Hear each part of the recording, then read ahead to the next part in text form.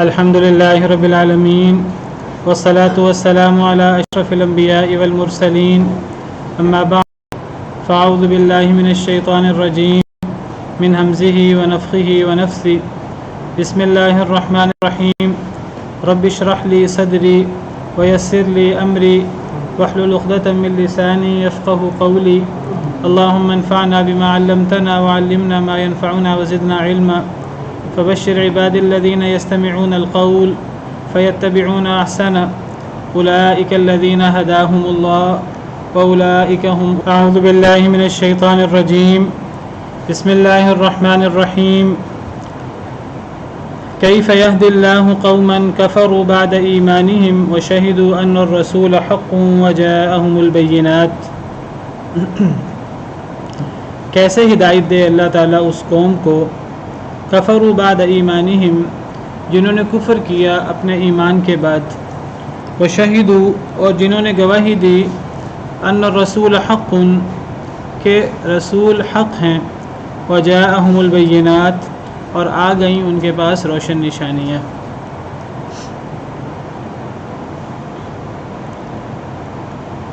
پچھلے آیات میں اللہ رب العالمین یہود و نصارہ کو مخاطب فرما کر اللہ تعالیٰ نے یہود و نصارہ کا ذکر فرمایا ہے اور ایسی چیزیں بیان فرمائی ہیں کہ جس سے یہود و نصارہ کو واعظ کرنے میں مدد مل سکتی ہے. پھر اس کے بعد اللہ تعالیٰ نے یہود و نصارہ کا ذکر کیا کہ کس طرح یہ لوگ وعدے کو توڑتے ہیں جس کے اندر نبی کریم صلی اللہ علیہ وسلم پر ایمان نہ لانا اور آپ کا انکار کرنا، آپ کے ساتھ کفر کرنا بھی شامل ہے، کیونکہ نبی کریم صلی اللہ علیہ وسلم پر ایمان نہ لانا یہ بھی اصل میں وعدہ خلافی ہے. کیونکہ جب اللہ تعالیٰ کسی کو نبی مبعوث فرماتے ہیں تو گویا کہ اللہ کی طرف سے لوگوں کے لیے ایک وعدہ ہو جاتا ہے کہ آپ نے گویا کہ لوگوں نے اللہ سے وعدہ کر لیا ہے کہ اس رسول کی اطاعت ہوگی اور اس رسول کی اللہ کے حکم سے بات مانی جائے گی.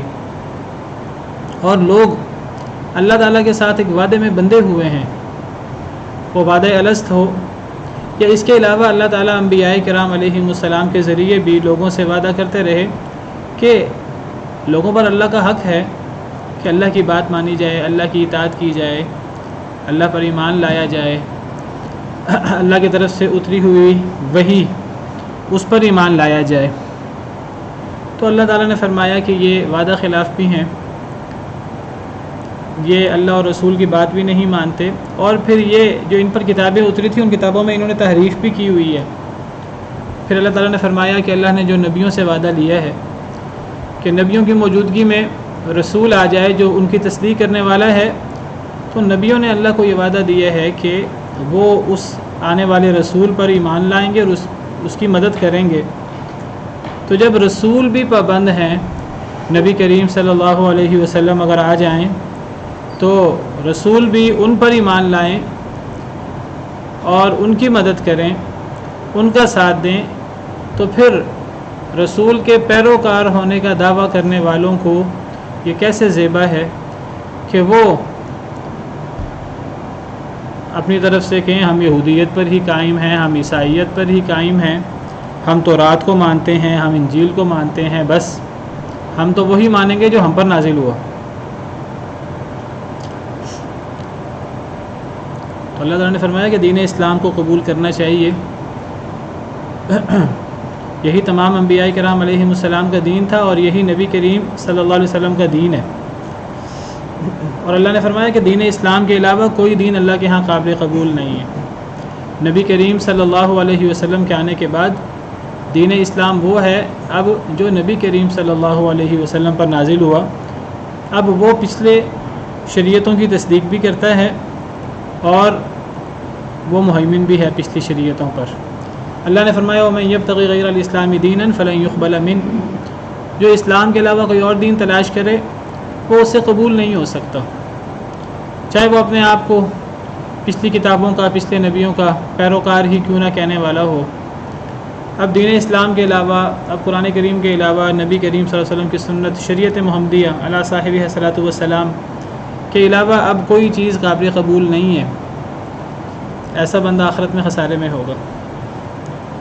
تو اللہ تعالیٰ نے یہود و نصارہ کی مذمت کی اور اسلام کی اہمیت، حقانیت واضح فرمائی۔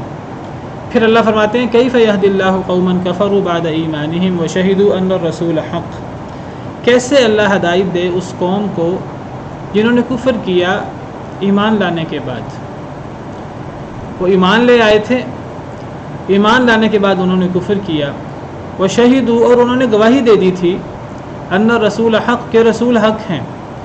ایمان لے آئے تھے، رسول کے حق ہونے کی گواہی دے دی تھی نبی کریم صلی اللہ علیہ وسلم کی، وجاءہم البینات اور ان کے پاس روشن نشانیاں بھی آ گئی تھیں۔ تو ایمان لانے کے بعد، رسول کے حق ہونے کی گواہی دینے کے بعد، روشن نشانیاں آنے کے بعد جو کفر اختیار کر لے، جو مرتد ہو جائے، تو یہ کتنا بڑا جرم ہے۔ جس طرح دین اسلام کو قبول نہ کرنا، نبی کریم صلی اللہ علیہ وسلم کے آنے کے بعد یہودیت پر، عیسائیت پہ قائم رہنا، تورات و انجیل کے ماننے کا دعویٰ کرتے رہنا، اسلام قبول نہ کرنا، یہ بہت بڑا جرم ہے۔ اسی طرح اسلام قبول کرنے کے بعد، نبی کریم صلی اللہ علیہ وسلم کو حق ماننے کے بعد، روشن نشانیاں آنے کے بعد پھر کفر کر لینا، یہ کتنا بڑا جرم ہے۔ یہ تو اس سے بھی بڑا جرم ہے۔ جو بندہ مسلمان ہی نہیں ہے وہ کافر ہے، اس نے اسلام قبول نہیں کیا، بہت بڑا جرم ہے۔ ایک بندہ اسلام قبول کر کے پھر کفر کرے تو وہ کافر بھی ہو گیا اور اس نے اسلام پر بہت بڑا الزام بھی لگایا ہے۔ جیسے پچھلے لیکچرز میں نے واضح کیا کہ کس طرح یہودیوں نے سازش رچائی تھی کہ صبح ایمان لے آؤ اور شام ہونے سے پہلے پہلے کفر کر لینا، مرتد ہو جانا، تو لوگ سمجھیں گے کہ اسلام کے اندر ہی خرابی تھی کہ اتنے پڑھے لکھے لوگ مسلمان ہونے کے بعد انہوں نے اسلام کو چھوڑ دیا ہے۔ تو تمہاری دیکھا دیکھی بہت سے نو مسلم، نئے مسلمان ہونے والے، وہ بھی لعلہم یرجعون، وہ بھی اسلام سے پھر جائیں گے۔ تو اسلام لانے کے بعد کفر کرنا، اسلام سے مرتد ہونا، یہ ایک تو کفر ہے، اور نمبر دو یہ اسلام کے خلاف بہت بڑی سازش بھی ہے۔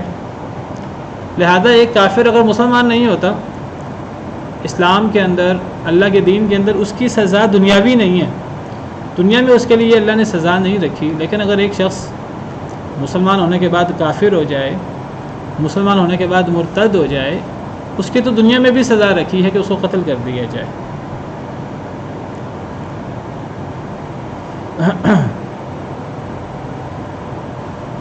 جو شخص مرتد ہو جائے، صحیح بخاری کے اندر، دیگر صحیح احادیث کے اندر موجود ہے کہ اس کی سزا قتل ہے۔ تو اللہ تعالیٰ فرماتے ہیں کہ جو لوگ ایمان لانے کے بعد اور رسول کے حق ہونے کی گواہی دینے کے بعد، روشن نشانیاں آنے کے بعد پھر انہوں نے کفر کیا، اللہ ویسے لوگوں کو ہدایت کیسے دے؟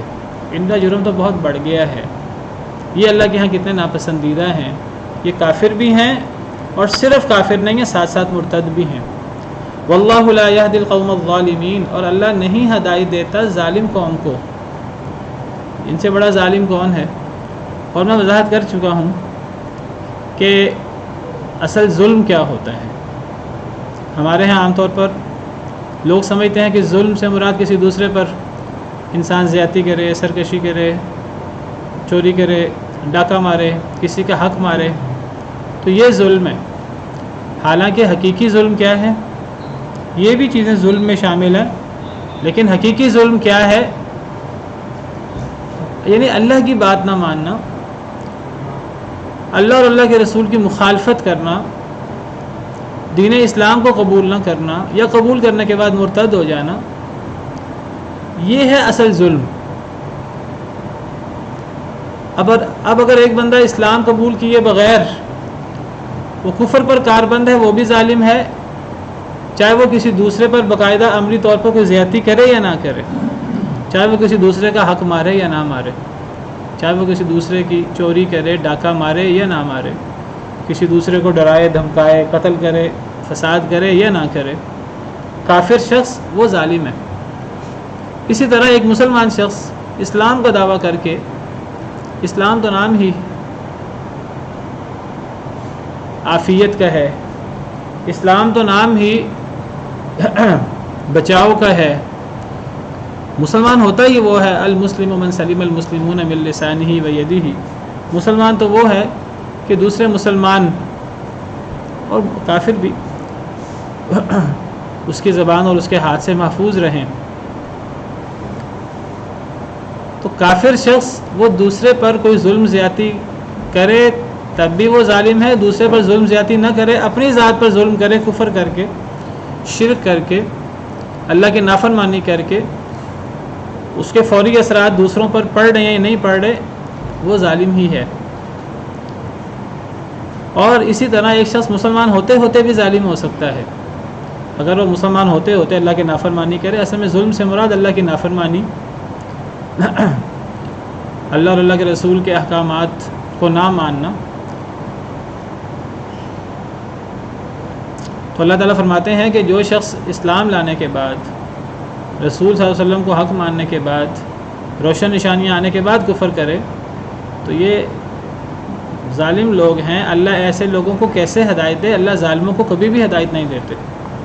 اولئک جزاؤہم، یہ لوگ ہیں جن کا بدلہ یہ ہے جو اسلام لانے کے بعد کفر کریں، مرتد ہو جائیں، ان کا بدلہ یہ ہے ان علیہم لعنت اللہ والملائکۃ والناس اجمعین، کہ بے شک ان کے اوپر لعنت ہے اللہ کی اور فرشتوں کی اور سب لوگوں کی۔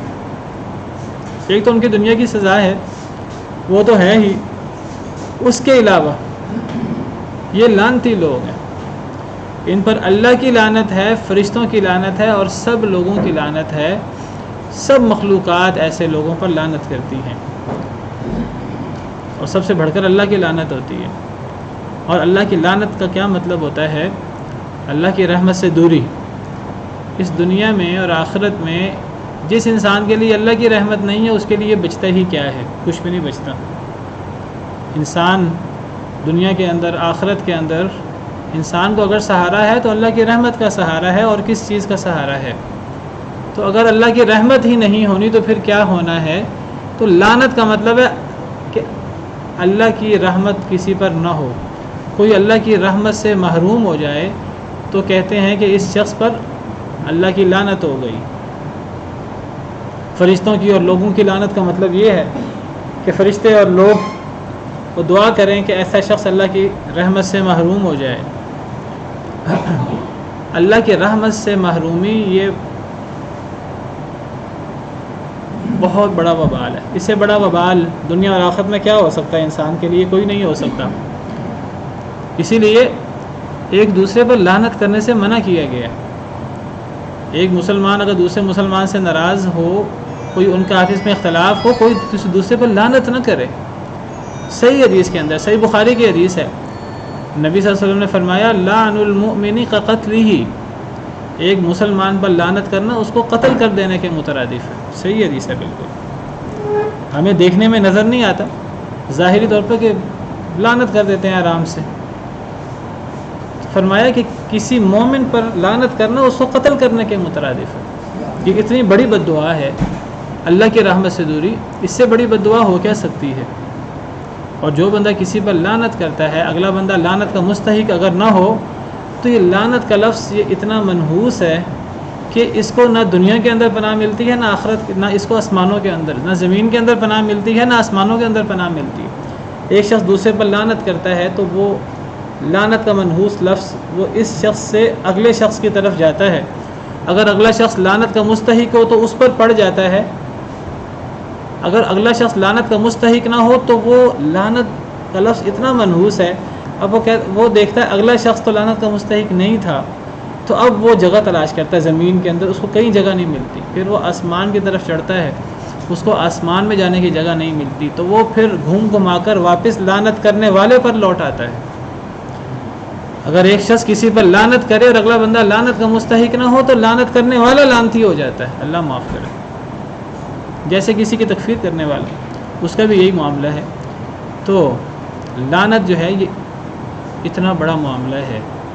تو اللہ فرماتے ہیں کہ ایسے کافروں پر جو باقاعدہ یعنی ایمان کے بعد کافر ہو گئے ہیں، مرتد ہو گئے ہیں، ان کا بدلہ یہ ہے دنیاوی سزا کے علاوہ کہ ان پر اللہ کی لعنت ہے، فرشتوں کی لعنت ہے اور سب لوگوں کی لعنت ہے۔ خالدین فیہا، یہ ہمیشہ ہمیشہ رہیں گے اس میں۔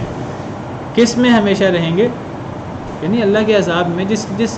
جس پر لعنت ہے دنیا میں بھی اس سے بڑا محروم کون ہے، اور آخرت میں وہ بندہ کہاں جائے گا؟ وہ اللہ کے عذاب میں مبتلا ہوگا۔ تو وہ اللہ کے عذاب میں، جہنم میں ہمیشہ ہمیشہ رہیں گے یہ لوگ۔ لا یخفف عنہم العذاب، نہیں ہلکا کیا جائے گا ان سے عذاب، ولا ہم ینظرون، اور نہ وہ ڈھیل دیے جائیں گے۔ کہ اللہ کے عذاب میں ہمیشہ رہیں گے جو لوگ مرتد ہو گئے اسلام لانے کے بعد، تو ایسے لوگ وہ جہنم میں ہمیشہ ہمیشہ رہیں گے، ان کے لیے ہمیشگی کی جہنم ہے، والعیاذ باللہ۔ لا یخفف عنہم العذاب، ان کے لیے عذاب ہلکا نہیں ہوگا۔ جہنم میں جانے کے بعد عذاب بڑھ تو سکتا ہے جہنم میں آگ کی صورت میں، اور وہ آگ بھی دنیا کی آگ کی طرح نہیں ہے، اللہ معاف کرے، وہ دنیا کی آگ سے بھی 70 گنا زیادہ سخت آگ ہے۔ دنیا کی آگ قابل برداشت نہیں ہے، دنیا کی آگ میں جانا تو بہت بڑا عذاب ہے، آگ کا عذاب سب سے بڑا عذاب ہے۔ آگ کے اندر جانا تو بہت بڑی بات ہے، انسان سے آگ کی تپش ہی برداشت نہیں ہوتی، انسان تھوڑی دیر کے لیے آگ کے اوپر اپنا ہاتھ نہیں رکھ سکتا، آگ کے کچھ اوپر بھی آگ کی تپش ہی اتنی زیادہ ہوتی ہے۔ آگ چھوڑیے، انسان سے گرمی برداشت نہیں ہوتی، تو آگ کیسے برداشت ہوگی؟ اور پھر جہنم کی آگ تو دنیا کی آگ سے بھی 70 گنا زیادہ سخت ہے۔ دنیا کے اندر تو انسان اللہ معاف کرے اگر اسے آگ میں ڈالا جائے یا اسے آگ لگ جائے وہ پھر ختم ہو جاتا ہے، اس کی تکلیف ختم ہو جاتی ہے کچھ دیر بعد، لیکن جہنم کی آگ تو اللہ معاف کرے، جہنم کے اندر تو موت ہے ہی نہیں، تو یہ ہمیشہ ہمیشہ کی تکلیف اور ہمیشہ ہمیشہ کا عذاب، اور یہ عذاب کبھی ہلکا نہیں ہوگا، کبھی ہلکا نہیں ہوگا، یہ بڑھ تو سکتا ہے، کم نہیں ہو سکتا۔ لا یخفف عنہم العذاب، ان سے عذاب ہلکا نہیں ہوگا۔ جہنم قیامت کا دن کتنا بڑا دن ہے، ہمیشہ ہمیشہ کی زندگی ہے نا، دنیا کی زندگی عارضی زندگی ہے، دنیا اور آخرت کا مقابلہ ایسے ہے جیسے انسان سفر کرتے ہوئے کہیں تھوڑی دیر سستا لے،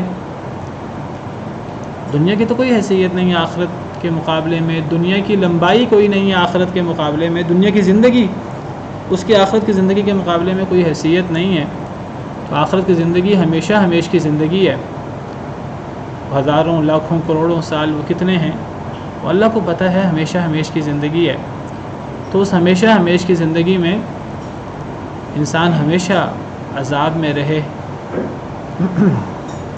دیکھیے اگر عذاب لمبا ہو جائے، اگر وقتی عذاب ہو وہ زیادہ بھی ہو تو وہ ہلکا عذاب ہوتا ہے، وقتی تکلیف ہو اگر وہ ختم ہو جائے تو وہ زیادہ تکلیف بھی ہو وہ ہلکی ہوتی ہے، تھوڑا عذاب ہو لیکن دائمی ہو تو یہ بہت بڑا عذاب ہوتا ہے۔ ایک انسان کو ایسی تکلیف ہو جو ختم نہ ہو، مستقل نزلہ زکام ہی انسان کے لیے کتنا بڑا وبال بن جاتا ہے، تھوڑا سا انسان کو جو ہے وہ چک پڑ جائے، بل پڑ جائے، وہ انسان کہتا ہے کہ کاش کہ میرا بل ٹھیک ہو جائے، انسان سے گردن ہلانا مشکل ہو جاتا ہے، یہ تھوڑا سا لمبا ہو جائے یہ تو کتنی مشکل ہے انسان کے لیے۔ کوئی ایسی بیماری ہو جائے اللہ معاف کرے، شوگر اور بلڈ پریشر ٹائپ چیزیں، تو انسان سوچتا ہے کہ میرے ساتھ کیا ہو گیا ہے، تو بہت سخت عذاب اور پھر ہمیشہ کا عذاب جس کے اندر کوئی کمی نہیں ہے، ایک دن بھی وہ عذاب ہلکا نہیں ہوگا، کچھ لمحے کے لیے بھی وہ عذاب ہلکا نہیں ہوگا۔ اللہ تعالیٰ قرآن کریم میں فرماتے ہیں وَقَالَ الَّذِينَ فِي النَّارِ لِخَزَنَةِ جَهَنَّمَ ادْعُوا رَبَّكُمْ يُخَفِّفْ عَنَّا يَوْمًا مِّنَ الْعَذَابِ، جو لوگ جہنم میں ہیں وہ جہنم کے دروغوں سے کہیں گے، جہنم کے جو پہرے دار ہیں، جہنم میں اللہ نے فرشتے مقرر کیے ہوئے ہیں، بڑے طاقتور قسم کے، بڑے سخت دل، بڑے خوفناک صورتوں والے فرشتے اللہ نے مقرر کیے ہیں، تو کافر لوگ جہنم کے دروغوں سے کہیں گے ادعوا ربکم یخفف عنا یوما من العذاب، کہ تم اپنے رب کو پکارو، ہماری تو وہ سنتا نہیں ہے، ہم تو اس کو پکار پکار کے تھک گئے ہیں، ہماری تو وہ سنتا ہی نہیں، ہمیں تو شاید بھول گیا ہے، ہماری سنتا ہی نہیں ہے، تم اپنے رب کو پکارو، شاید تمہاری سن لے کہ ہم سے ایک دن عذاب ہلکا کر دیا جائے، ختم بھی نہ کیا جائے، ہلکا ہی کر دیا جائے۔ قالوا اولم تک تأتیکم رسلکم بالبینات، وہ جہنم کے دروغہ کہیں گے کیا تمہارے پاس رسول نہیں آتے تھے، تمہارے پاس روشن نشانیاں اللہ کی آیات نہیں لاتے تھے؟ قالوا بلا، وہ کہیں گے ہاں ضرور لاتے تھے۔ تو فرمایا اللہ کی احکام کو نہ ماننے اور قرآن و حدیث کو نہ ماننے، اللہ کی روشن نشانیوں کو نہ ماننے کی سزا یہ ہے کہ فدعوا، تم خود ہی بلاؤ، ہم تو نہیں جرت کرتے، ہم اللہ کو پکاریں، تم خود ہی پکارو۔ وما دعاء الکافرین الا فی ضلال، اور کافروں کی پکار پہلے بھی رائے گاہ تھیں، اب بھی رائے گاہ ہے، ایک دن بھی عذاب ہلکا نہیں ہوگا۔ دنیا کے اندر انسان سمجھتا ہے کہ دنیا کے اندر جو بھی چیز ہے، اللہ معاف کرے، دنیا کی چیزیں عارضی ہوتی ہیں، جو بھی چیز ہے، کوئی مشینری ہے، کوئی انسان، کوئی جاندار چیز ہے، ہر چیز ہے، آخرکار ایک وقت آتا ہے کہ ایک چیز چل رہی ہے مستقل، تو کہیں نہ کہیں اس کو زوال آ جاتا ہے، کہیں نہ کہیں وہ بند ہو جاتی ہے، کہیں نہ کہیں پیٹرول ختم ہو جاتا ہے، کہیں نہ کہیں آگ لگی ہے، وہ آگ مدھم ہونا شروع ہو جاتی ہے۔ اللہ فرماتے ہیں آخرت کی آگ میں ایسی کوئی چیز نہیں ہے، اور اگر کسی کو یہ لگے کہ آخرت کی آگ ہلکی ہونے لگے گی، اللہ فرماتے ہیں کلما خبت زدناہم سعیرا، جب بھی وہ ہلکی ہونے لگے گی ہم اس کو مزید بھڑکا دیں گے۔ یعنی ہلکی، یعنی انسان سمجھتا ہے کہ ایک چیز مسلسل کیسے چل سکتی ہے، اللہ فرماتے ہیں اگر تمہارے خیال کے مطابق وہ ہلکی ہونے لگے گی ہم مزید بھڑکا دیں گے، وہ ہلکی نہیں ہوگی کبھی بھی۔ ولیعذ باللہ، انسان کہے گے جی وہ اس میں چمڑے جل جائیں گے، ہم جو ہے وہ جو لوگ جہنم میں ہیں وہ جل جائیں گے اور ان کے چمڑے تک گل جائیں گے۔ اللہ فرماتے ہیں کلما نضجت جلودہم بدلناہم جلودا غیرہا لیذوقوا العذاب، تم اگر سمجھتے ہو کہ ان کے چمڑے جل جائیں گے، گل جائیں گے، ہم چمڑے بدل دیں گے تاکہ وہ مزید عذاب چکھیں۔ اور عذاب کو زیادہ کرنے کے لیے جسموں کو بہت زیادہ بڑھا دیا جائے گا، ایک ایک داڑھ جو ہے وہ احد پہاڑ کے برابر ہو جائے گی تاکہ زیادہ عذاب چکھیں، والعیاذ باللہ۔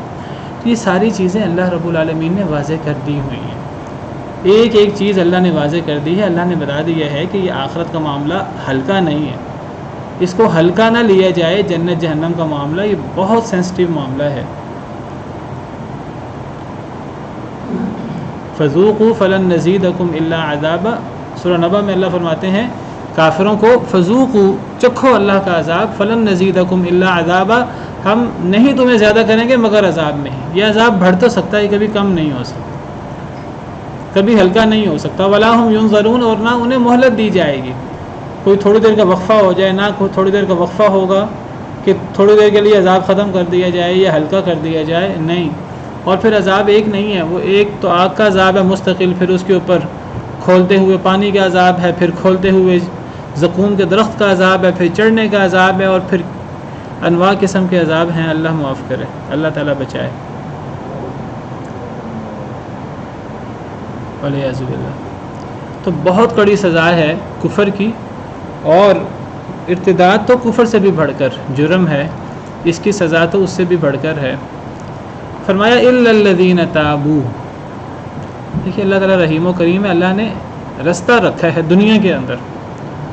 دنیا جو ہے یہ عمل کی جگہ ہے، دنیا کے اندر کسی کو سبق حاصل ہو جائے، کسی کو مہلت مل جائے اور وہ توبہ کر لے، من بعد ذالک، اس کے بعد، یہ جو سارا کفر کیا انہوں نے ایمان لانے کے بعد، رسول کو حق جاننے کے بعد، روشن نشانیاں آنے کے بعد، جس نے کفر کیا اگر یہ بھی توبہ کر لے، ایک مشرک بھی توبہ کر لے، بڑے سے بڑا جرم کرنے والا بھی توبہ کر لے، وَأَصْلَحُوا، اور اصلاح کر لے، توبہ کافی نہیں ہے، منہ سے کہ میں توبہ کرتا ہوں، کچھ دیر گزرے پھر دوبارہ وہی کام شروع کر دے، یہ تو توبہ نہیں ہوتی۔ توبہ تو وہ ہوتی ہے جو حقیقی توبہ ہوتی، جس کے بعد انسان کی اصلاح ہو، پچھلی زندگی کے اندر تبدیلی آئے۔ ایک بندہ منہ سے کہ میں توبہ کرتا ہوں، دل کے اندر پہلے سوچ رہا ہے کہ جی کہ میں کون سی توبہ کر رہا ہوں، میں نے کون سا بچنا ہے اس سے، صرف لوگوں کو دکھانے کے لیے یا اپنے آپ کو مطمئن کرنے کے لیے، تو ایسی توبہ تو توبہ نہیں ہوتی۔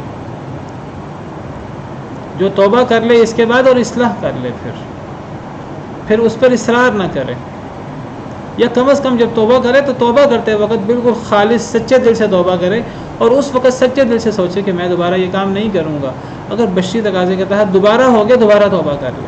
توبہ کرتے وقت ذہن میں یہ نہیں ہونا چاہیے کہ مجھ سے تو بچا نہیں جائے گا، نہیں، توبہ کرتے وقت سچے دل سے توبہ ہونی چاہیے۔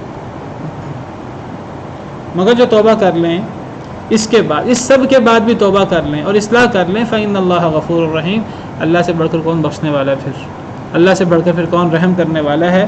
اللہ فرماتے ہیں وإنی لغفار لمن تاب وآمن وعمل صالحا ثم اهتدى، میں بہت بخشنے والا ہوں اس شخص کو جو رجوع کر لے، ایمان لے آئے، نیک عمل کرے، ہدایت یافتہ ہو جائے، میں تو پھر بہت بخشنے والا ہوں۔ اللہ جب بخشنے پر آتے ہیں پھر اللہ یہ نہیں دیکھتے کہ گناہ کتنے ہیں، پھر انسان کے گناہ جو ہیں وہ اس آسمان زمین کے خلا کے برابر بھی ہوں، اگر انسان کے گناہ آسمانوں تک پہنچ جائیں، اگر اتنے زیادہ ہوں تو اللہ ان کو بھی معاف کر دیتے ہیں۔ قل یا عبادی الذین اسرفوا علی انفسہم لا تقنطوا من رحمت اللہ ان اللہ یغفر الذنوب جمیعا، اے میرے بندو جنہوں نے اپنے آپ پر زیادتی کی ہے، اللہ کی رحمت سے کبھی مایوس نہ ہونا، اللہ تو سارے ہی گناہ معاف کر دیتے ہیں، تمہیں توبہ کرنی ہے، تمہیں رجوع کرنا ہے اللہ کی طرف۔ اللہ تعالیٰ صرف گناہ ہی معاف نہیں کرتے بلکہ اللہ تعالیٰ گناہوں کو نیکیوں سے بدل دیتے ہیں، جتنا بڑا گناہ ہو اتنی بڑی نیکی سے اللہ اس کو بدل دیں گے۔ کوئی اللہ کی طرف رجوع کر کے تو دیکھے، کوئی اللہ سے توبہ کر کے تو دیکھے دنیا کے اندر، یہ توبہ یاد رکھیے توبہ دنیا کے اندر ہوتی ہے۔ ان الذین کفروا بعد ایمانہم، بے شک وہ لوگ جنہوں نے کفر کیا اپنے ایمان کے بعد، ثم ازدادوا کفرا، پھر وہ کفر میں بڑھ گئے، لن تقبل توبتہم، ہرگز نہیں ان کی توبہ قبول کی جائے گی، اولئک هم الضالون، اور یہی لوگ وہ گمراہ ہیں۔ جن لوگوں نے کفر کیا ایمان کے بعد پھر وہ کفر میں بڑھ گئے، ان کی توبہ قبول نہیں ہوگی، یہ گمراہ ہیں۔ کیا مطلب؟ پچھلی آیات میں تو اللہ تعالیٰ فرما رہے ہیں کہ اگر ایک شخص ایمان لانے کے بعد کفر کر لے، رسول کو حق جاننے کے بعد، روشن نشانیاں آنے کے بعد اگر ایک بندہ کفر کر لے تو اللہ نے اس کی سزا بیان کی، بڑی کڑی سزا۔ پھر اللہ نے فرمایا اگر وہ توبہ کر لے، اصلاح کر لے، اللہ معاف کر دیں گے۔ لیکن اس آیت میں اللہ کیا فرما رہے ہیں؟ اگر کوئی ایمان لانے کے بعد کفر کرے، پھر کفر میں بڑھ جائے، اس کی توبہ قبول نہیں ہوگی۔ کیا مراد ہے اس سے؟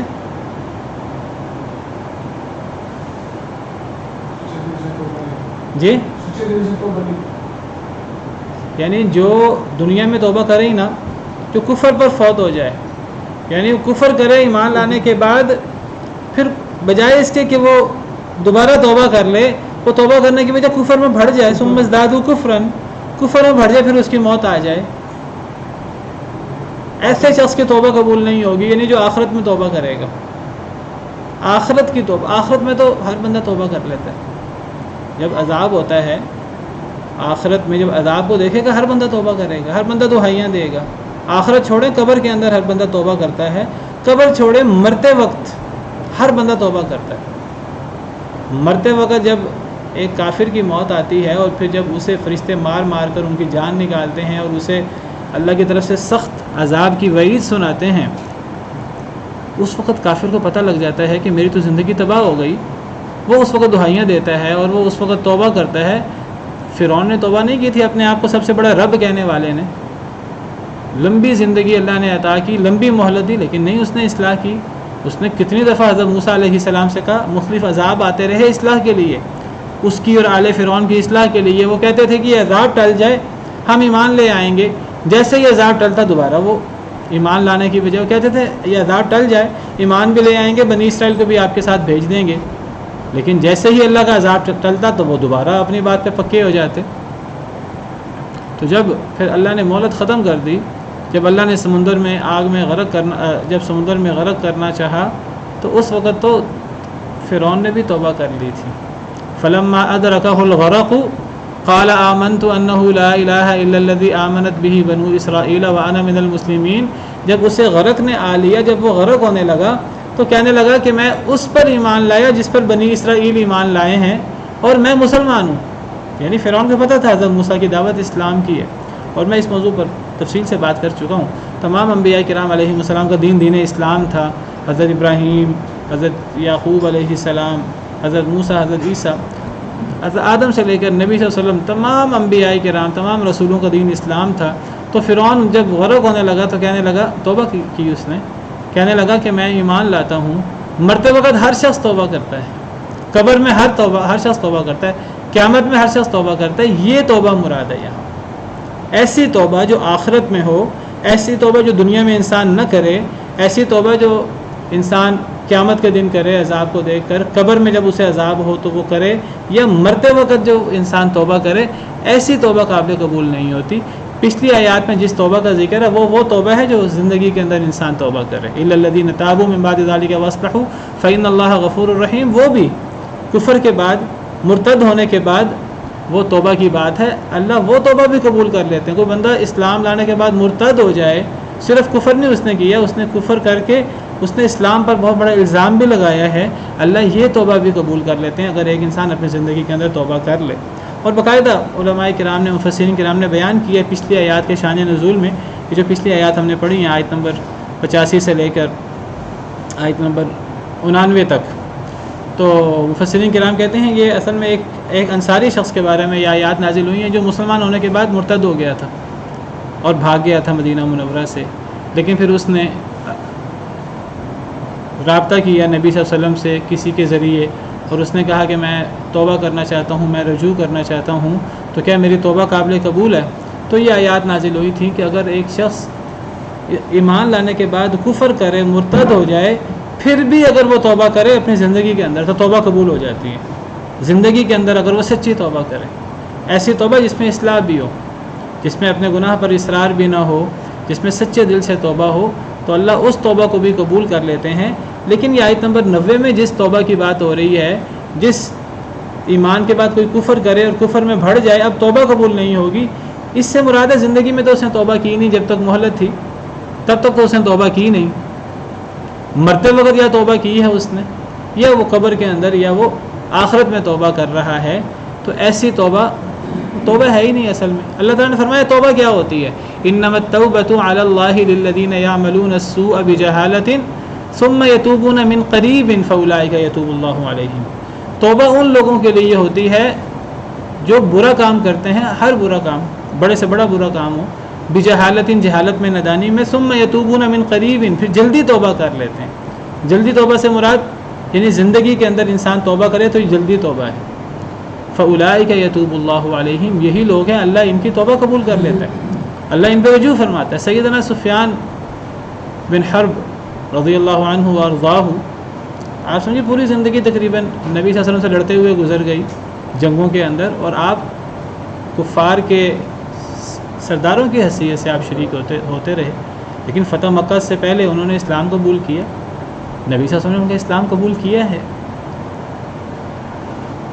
تو زندگی کی توبہ وہ قبول ہوتی ہے. اللہ توبہ قبول کرتے ہیں. اللہ تعالیٰ تو ہر گناہ کی توبہ قبول کر لیتے ہیں. 100 قتل کے بعد بھی توبہ قبول کر لیتے ہیں. شرک کی توبہ بھی قبول کر لیتے ہیں. ارتداد کی توبہ بھی قبول کر لیتے ہیں. اللہ تعالیٰ فرماتے ہیں کہ الم یعلموا ان اللہ هو يقبل التوبة عن عباده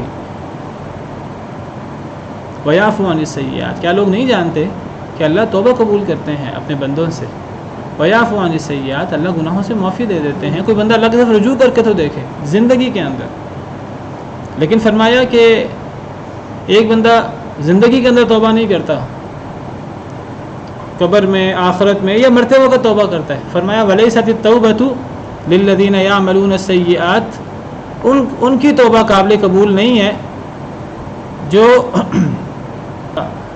نساء آیت نمبر 18، اللہ فرماتے ہیں ان کی توبہ نہیں ہے جو گناہ کرتے رہیں حتی اذا حضر احدهم الموت قال انی تبت الآن، حتیٰ کہ جب موت آ جائے تو وہ کہ میں اب توبہ کرتا ہوں. یہ توبہ قابل قبول نہیں ہے. وَلَلَّذِينَ يَمُوتُونَ وَهُمْ كُفَّارٌ، اور نہ ان لوگوں کی توبہ جو اس حالت میں توبہ کریں کہ وہ مر جائیں اور وہ کافر ہوں پھر مرنے کے بعد توبہ کریں. یعنی کوئی شخص مرتے وقت توبہ کرے یا کفر کے حالت میں مر جائے ان کی توبہ قابل قبول نہیں ہے. یعنی وہ قبر میں توبہ کرے یا آخرت میں توبہ کرے یا مرتے وقت توبہ کرے, مرتے وقت توبہ قابل قبول نہیں ہے. مرنے سے پہلے ہر وقت کی توبہ قابل قبول ہے. ایک انسان صحت کی حالت میں توبہ کرے, ایک انسان بیماری کی حالت میں توبہ کرے, ایک انسان ایسے مرض میں مبتلا ہو جائے کہ اللہ معاف کرے کینسر میں, ایڈز میں, کوئی ایسا مرض جس سے انسان ٹھیک نہیں ہو سکتا, اگر انسان ایسے مرض میں بھی ہو پھر توبہ کرے, پھر توبہ اللہ قبول کر لیتے ہیں. صرف اللہ کا توبہ قبول نہیں کرتے. حدیث مبارکہ میں آتا ہے انسان کی توبہ قبول ہوتی رہتی ہے ما لم یغرغر, جب تک اس کی جان حلق میں نہیں پہنچتی.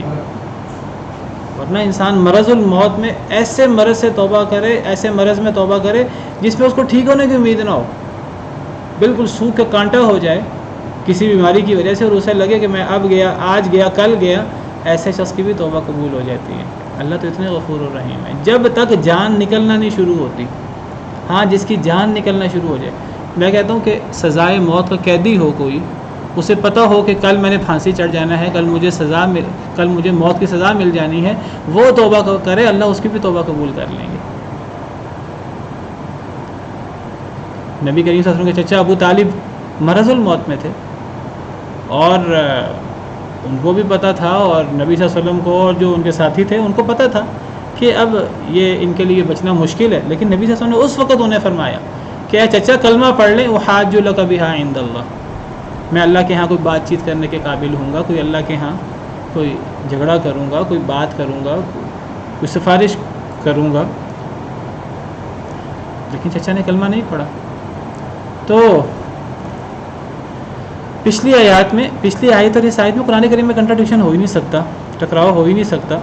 تو پچھلی آیات میں اس توبہ کی بات ہے جو توبہ زندگی کے اندر ہو.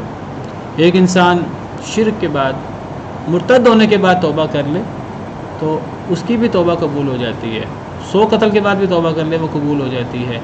اور اس آیت کریمہ میں, آیت نمبر 90 جو ہم پڑھ رہے ہیں, اس میں اگر ایک انسان ایمان لانے کے بعد کفر کرے, کفر میں بڑھ جائے اور مر جائے, توبہ ہی نہ کرے, یا مرتے وقت توبہ کرے, جان نکلتے وقت, جیسے فرعون نے کی تھی, اس کی جان نکلنا شروع ہو جائے پھر توبہ کرے, پھر ایسے شخص کی توبہ قبول نہیں ہوتی. اللہ نے فرعون کو فرمایا تھا الآن وقد عصیت قبل وکنت من المفسدین, کیا تو اب توبہ کرتا ہے, اس سے پہلے تو نافرمانی کرتا رہا اور تو فسادی تھا, فساد کرتا رہا, اب توبہ قبول نہیں ہوگی. تو اس آیت کریمہ میں ان لوگوں کی بات ہے جو مرتے وقت توبہ کر رہے ہیں, ان کی توبہ قبول نہیں ہوگی, یا جو کفر پر فوت ہو گئے ہیں اور وہ قبر میں یا آخرت میں توبہ کریں. مرتے وقت ہر شخص توبہ کرتا ہے, قبر میں ہر شخص توبہ کرتا ہے, آخرت میں ہر شخص توبہ کرتا ہے, لیکن اب وہ توبہ کا وقت ختم ہو جاتا ہے. توبہ کا وقت صرف زندگی کے اندر ہے. آپ کو کوئی سوال تھا؟ اللہ معاف کرے. تو ڈرنا چاہیے اللہ سے, اللہ بہت غفور الرحیم ہے. لیکن جب کوئی اللہ کا نافرمان ہو اور پھر اللہ سے توبہ نہ کرے اور اللہ کی رحمت کا طلبگار نہ ہو, تو پھر اللہ کی سزا سے بھی ڈرنا چاہیے. اللہ معاف کرے. تو اللہ کی سزا بڑی سخت ہے جو توبہ نہ کرے. جو توبہ کر لے اللہ بڑے سے بڑے گناہ معاف کر دیتے ہیں. فرمایا ان الذين كفروا وماتوا وهم كفار فلن يقبل من احدهم ملء الارض ذهبا ولو افتدى به, بے شک وہ لوگ جنہوں نے کفر کیا, وماتوا اور وہ مر گئے, وهم كفار اور وہ کافر تھے, فلن يقبل من احدهم ملء الارض ذهبا, بس ہرگز نہیں قبول کیا جائے گا ان میں سے کسی ایک سے ملء الارض ذهبا, زمین بھری ہوئی سونے کی, ولو افتدى به, اگرچہ وہ فدیہ بھی دے دے. تو اللہ فرماتے ہیں جنہوں نے کفر کیا اور کفر میں مر گئے, تو ایسے شخص سے تو کچھ بھی قابل قبول نہیں ہے آخرت میں, قبر میں, آخرت میں کچھ بھی قابل قبول نہیں. تو گویا کہ پتہ لگا پچھلی آیت کریمہ اور اس آیت کو سامنے رکھیں کہ مرنے کے بعد کوئی توبہ نہیں ہے قبر میں اور آخرت میں, اور اگر مرتے وقت کوئی توبہ کرے اس کی توبہ بھی قابل قبول نہیں ہے. ہاں اس سے پہلے توبہ قبول ہو سکتی ہے. اگر ایک بندہ مرتے وقت توبہ کرے یا کفر میں مر جائے پھر وہ توبہ کرے قبر میں یا آخرت میں, چاہے وہ زمین بھری ہوئی سونے کی دینا چاہے. پہلی بات ہے کہ آخرت میں کسی کے پاس پھوٹی کوڑی نہیں ہونی. دنیا سے انسان جاتا ہے خالی ہاتھ جاتا ہے, کچھ نہیں اس کے ہاتھ میں ہوتا, صرف نیکیاں یا برائیاں ہوتی ہیں. اگر سونے کی بھری ہوئی زمین دے دے, ہوگی نہیں کسی کے پاس, اگر بالفرض ہو اور اگر بالفرض کسی کے پاس ہو اور وہ سونے کی بھری ہوئی زمین دینے کی ہمت کر لے، دنیا میں تو کسی کے پاس تھوڑا سا پیسہ آ جائے وہ ہاتھ روک لیتا ہے، اللہ ان الانسان لیطغی، کوئی سونے کی بھری ہوئی زمین اگر ہو تو کیسے دے؟ دنیا میں اگر کسی کے پاس اتنا سونا ہو، کوئی اللہ کے راستے میں نہیں دیتا، تو مرنے کے بعد تو کچھ بھی ہاتھ میں نہیں ہوگا۔ اگر اس کے پاس سونے سے بھری ہوئی زمین آ جائے بالفرض اور وہ دے بھی دے تو قبول نہیں ہوگی اس سے، کیونکہ کافر کا کوئی عمل قابل قبول نہیں ہے، کافر کا کوئی عمل دنیا میں بھی قابل قبول نہیں ہے، کفر کے ساتھ دنیا میں کوئی نیک عمل قابل قبول نہیں ہے، ابھی مہلت موجود ہے، کفر کے ساتھ نیک عمل قابل قبول نہیں ہے، تو مرنے کے بعد کیسے قابل قبول ہوگا؟